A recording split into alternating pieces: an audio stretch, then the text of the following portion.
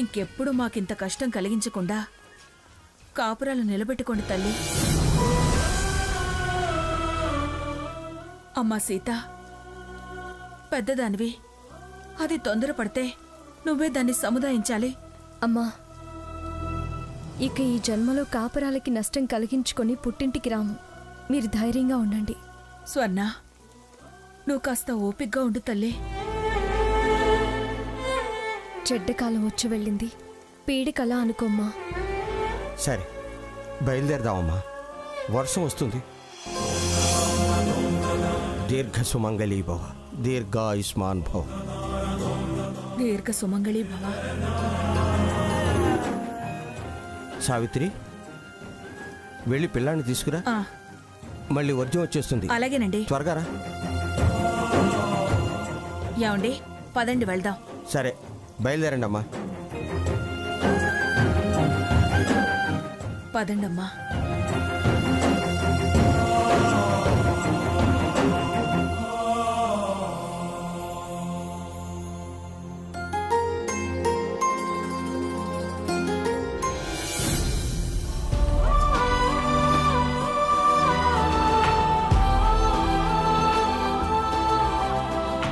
ఎంతైనా సీత తెలివితేటలే వేరు.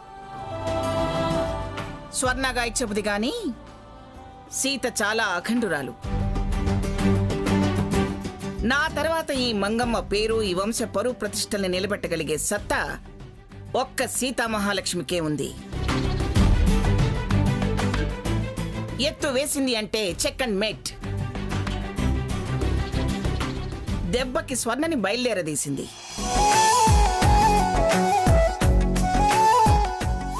ఎక్కడికెక్కడికి పేనింది తాడు. మాటల్లో ఎంత కరకు, ఎంత కటువు. జడ్జి గారికి అంత పట్టలేదు. మంచిలో నా ప్రస్తావన ఎందుకు? తమరు పసిగట్టారు, కితాబులిచ్చారు, చాలు. స్వర్ణ గనక నిర్ణయం మార్చుకొని ఉండకపోతే కితాబులు మానేసి మా అందరి మీద తాడు బాంబులు వేల్చేదానివి.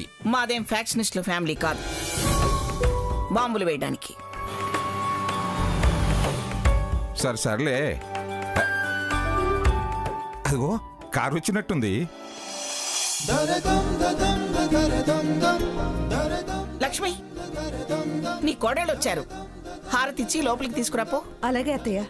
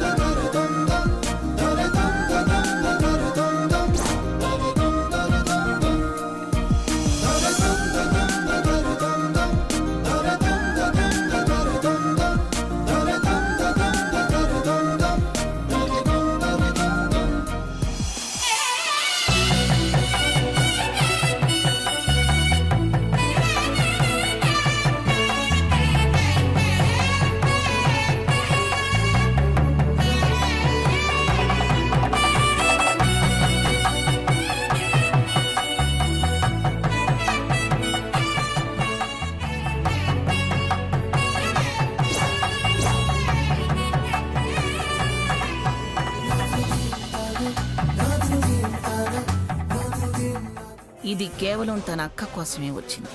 నాకు నా మునిమనవడంటే చాలా ఇష్టమని దానికి బాగా తెలుసు. కాబట్టి అది ఖచ్చితంగా తింగర వేషాలేస్తుంది. సీత మెడ మీద కత్తి పెట్టి వంచితే గాని ఇది నా కమతంలో ఉండదు.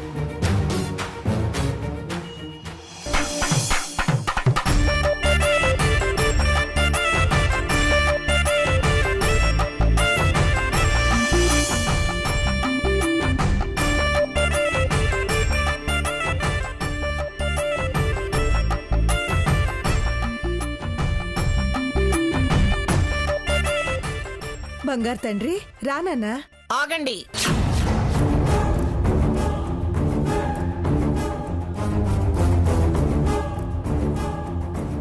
హారతిచ్చింది కదా, మళ్ళీ ఆగమంటావేమిటే? అది మంగళహారతులిచ్చి నీకు మంగళం పాడుతున్నా వెళ్ళు అంది. గుర్తులేదా?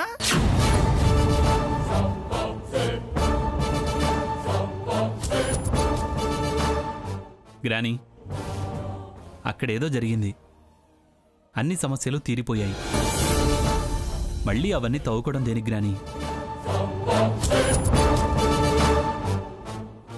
అవునానమ్మా, హారతిచ్చాక అడుగు లోపల పెట్టే ముందు ఆగమనడం ఎందుకు? ఏదైనా ఉంటే లోపల మాట్లాడుకుందాం. ఇది లోపల మాట్లాడే విషయం కాదురా, గడప యువతలే మళ్ళీ అవతలకు వెళ్లకుండా మాట్లాడాల్సిన విషయం.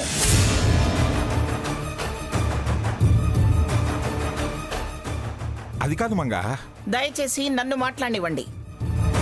నాకు క్లారిటీ కావాలి, కాన్ఫిడెన్స్ రావాలి. ఏమైంది పిన్ని గారు? ఇప్పుడేం కాలేదు. అక్కడైన దాని గురించే వివరంగా మాట్లాడాలనుకుంటున్నాను. నేను అనుకుంటూనే ఉన్నా. అమ్మా స్వర్ణ, నువ్వాగు. మీరేం క్లారిటీ కావాలనుకుంటున్నారమ్మా? నేను క్లారిటీ కోసం గ్యారంటీ తీసుకోవాలి అనుకుంటున్నాను. గ్యారంటీనా? అవును, గ్యారంటీనే. అది అంత ఆవేశంగా ఎంత దూరం దాకా వెళ్ళింది?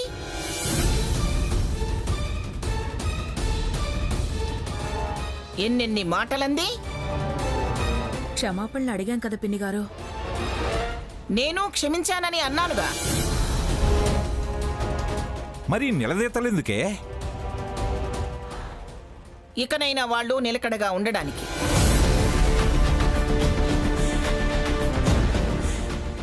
డబ్బు ముఖాన కొట్టి తెగదింపులు దాకా వెళ్ళింది. మనసు మార్చుకుంది అని నమ్మే స్థితిలో లేను నేను.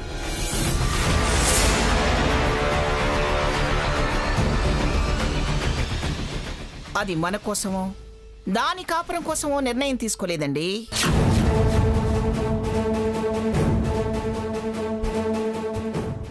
కేవలం దాని అక్క కోసమే తప్పనిసరే ఇంటికొచ్చింది. ఎలాగోలా వచ్చింది, సంతోషించు. మళ్ళీ సమస్యలు సృష్టించుకో.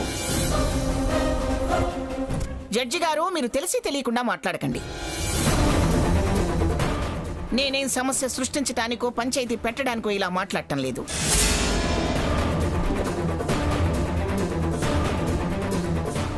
ఎలాగోలా వచ్చిందని నేను సరిపెట్టుకోను. అలా సర్దుకుంటే అది మళ్ళీ ఎప్పుడో తల విదిలిస్తుంది, నా మీద సవాలు విసురుతుంది.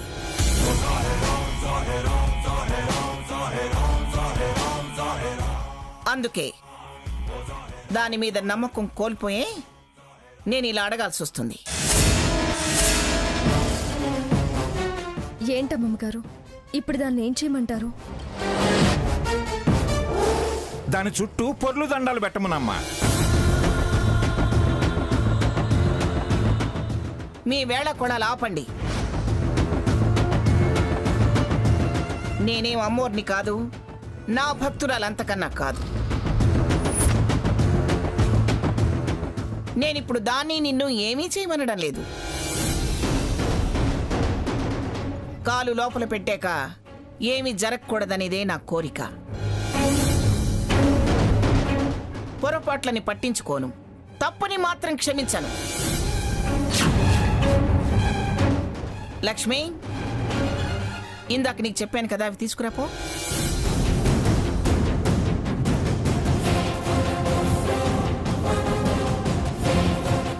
అత్తయ్య గారు, ఇదిగోండి.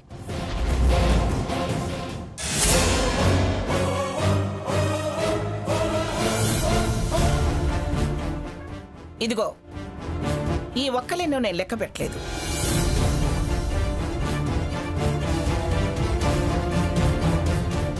తప్పు దాందైనా నీదైనా నీ తప్పు కిందే లెక్కిస్తూ ఒక్కొక్క ఒక్కని అవతల పారేస్తాను.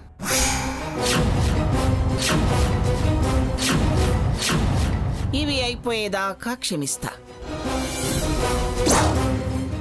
ఆ తర్వాత తప్పెవరిదనే తీసివేతలు కూడికలు లేకుండా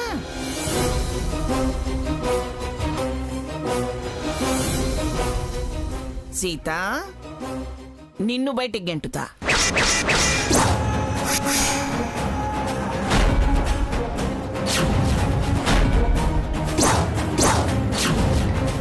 రంగా నీకేమైనా పిచ్చా? కాదు, దాని పిచ్చితనం తెలిసొచ్చి నేను తెలివిన పడ్డాను. నేనంటే ఏదేదో అన్నారు చూడండి.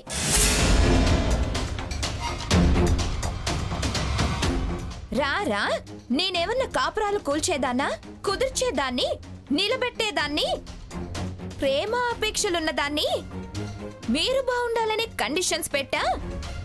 కరుణ లేనిదాన్నా, జాలి దయ లేనిదాన్నా, కఠినాత్మురాలనా అంటూ అంతంత దీర్ఘాలు తీసి ఇప్పుడు తీర గడపలోకి అడుగు పెట్టే ముందు తప్పెవరు చేసినా అక్కను తరిమేస్తా అంటూ ఎలా గొళ్ళెం పెడుతుందో చూడండి.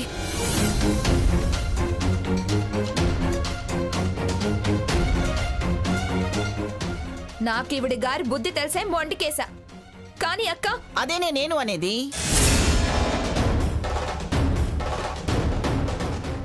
ఇంత జరిగినా నువ్వు నోరెత్తడం మానలేదు.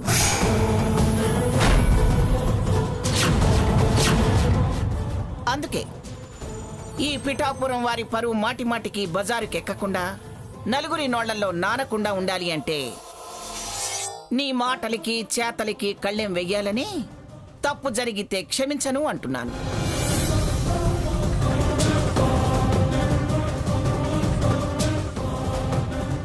తప్ప? నీకు భయం లేకపోతే మేమంతా భయపడుతూ బతకాలి. నిన్ను బతివులాడుతూ కాలం వెళ్ళదీయాలి.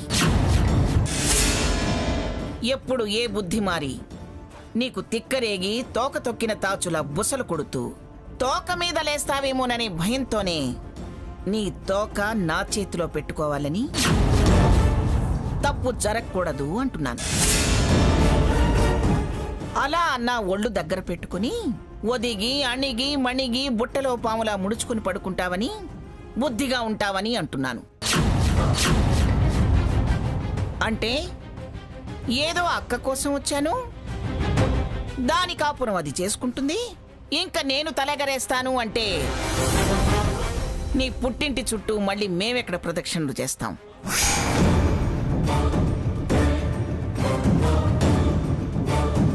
నీ బుద్ధికి నువ్వు గ్యారంటీ ఇవ్వలేవా? తప్పు జరగకుండా నడుచుకుంటానని హామీ ఇవ్వలేవా? చెప్పవే, చెప్పు.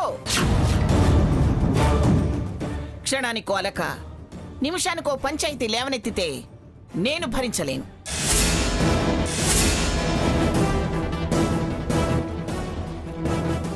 నీతో పాటు అస్సలు అరవలేను. అసలే రక్తపోటున్న దాన్ని.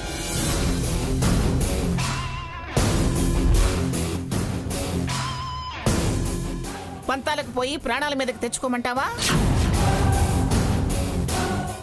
ముసలిది పోతే బావుండని నువ్వు రెచ్చగొట్టి ప్రాణాలు తీసినా తీస్తావు.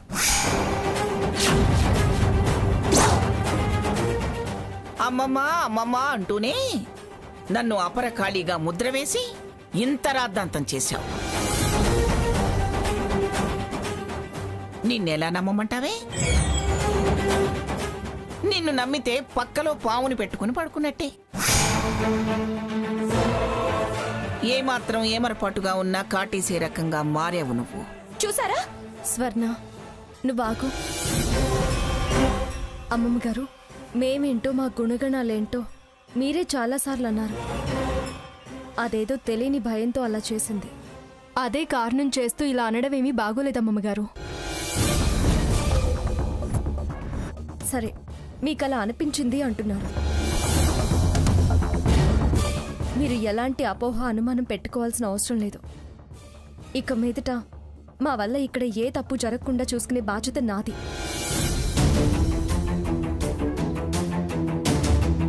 అవును పిన్ని గారు, నా కూతుళ్ళు ఏ తప్పు చేయరు. చెయ్యము అంటున్నారు. బాగానే ఉంది. ఒకవేళ చేస్తే మీరు చెప్పిన కండిషన్కి కట్టుబడి ఉంటాము.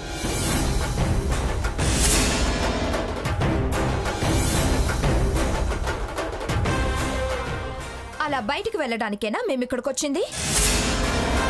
మనం ఏ తప్పు చేయమనే నమ్మకం మనకున్నప్పుడు ఏ కండిషన్ ఉంటే మనకేంటే? ఆ కండిషన్ నీకు తెలుస్తుందా? ఏం పర్వాలేదులే. నా మీద నాకు ఆ నమ్మకం ఉంది. అది నమ్మకం అంటే. అది ఆత్మస్థైర్యం అంటే. నువ్వు భయపడుతున్నావంటే మన మీద మనకే, మన ప్రవర్తన మీద మనకే నమ్మకం లేదన్నమాట. ఏ స్వర్ణ, దానికున్నంత నిగ్రహం, మాట కట్టుబాటుతనం నీకు లేదు.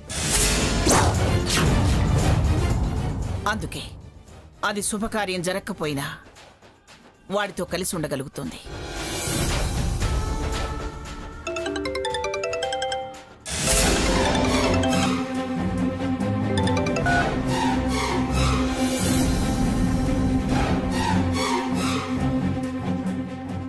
ఏంటి, నేను ఫోన్ చేస్తుంటే ఫోన్ కట్ చేస్తోంది?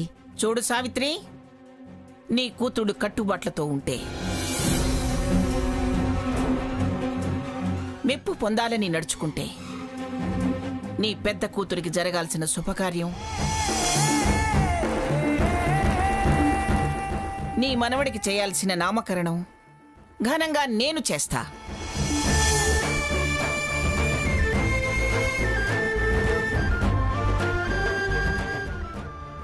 గట్టిగా ఒకసారి నీ చిన్న కూతురికి చెప్పెళ్ళు. అలాగే పినిగారు.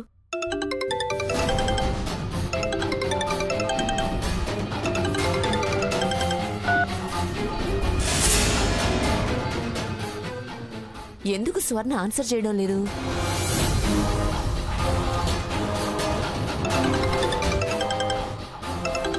ఏయ్, ఇవేవు, ఆ ఫోన్ ఇటివు.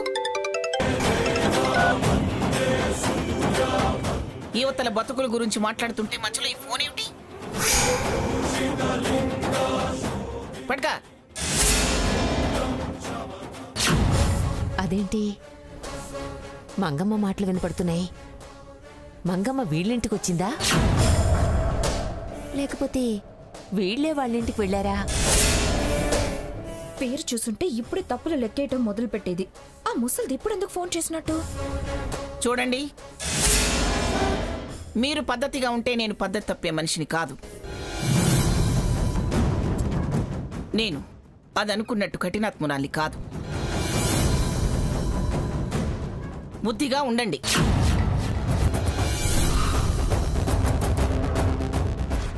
ఈ ఇంటి పేరు నిలబెట్టండి. ఇదిగో, ఒక్కల విషయం మాత్రం మర్చిపోకండి. రండి రండి లోపలికి. రా బుజ్జి కన్నా రారా.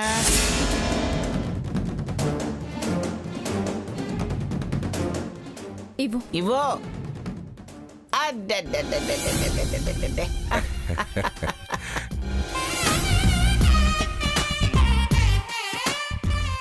రేయ్, మొదటిసారిగా ఈ ఇంటి గడప తొక్కావురా. మునిమనవుడివిరా, పిఠాపురం మునిమనవుడివి. ఈ ఇల్లు నీదేరా, నీదే. మరి మేం బయలుదేరతాం పిన్నిగారు.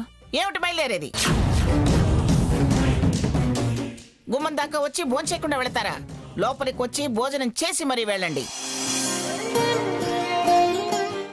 రండి, నా మునిమనవుడు చెప్తున్నాడు. అలాగే పినిగారు.